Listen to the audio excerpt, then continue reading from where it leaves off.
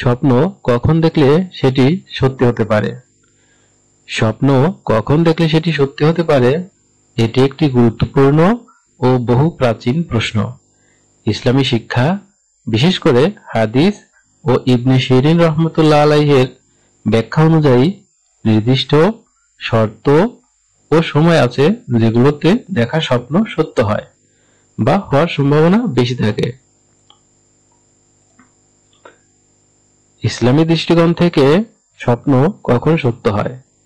সেহরি বা ফজরের সময়ের আগে দেখা স্বপ্ন।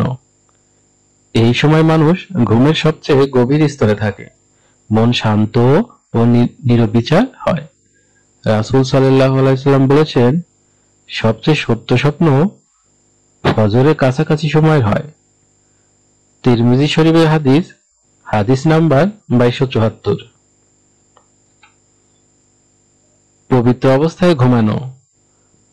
ওযু করে ঘুমালে, আয়াতুল কুরসি পড়ে ঘুমালে শয়তান দূরে থাকে আর সৎ স্বপ্ন আসার সম্ভাবনা বাড়ে।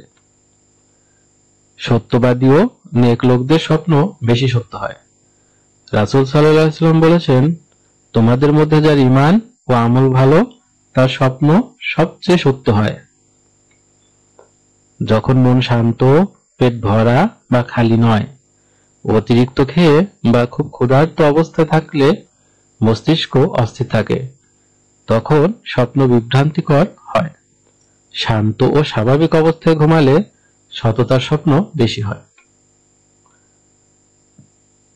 যে স্বপ্নগুলো সাধারণত সত্য নয়, শয়তানি স্বপ্ন, যেমন ভয়, আতঙ্ক, দুঃস্বপ্ন, তা সত্য নয়, শয়তানের প্রভাব।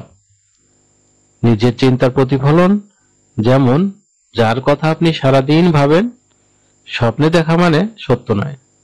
অস্পষ্ট, এলোমেলো দৃশ্য, যেমন এগুলোকে বলা হয় আদগাসে আহলাম বা অগোছালো স্বপ্ন।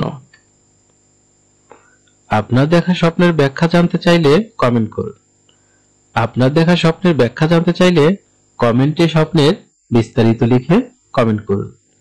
পরবর্তী ভিডিওতে আপনার দেখা স্বপ্ন নিয়ে আলোচনা করবেন ইনশাআল্লাহ।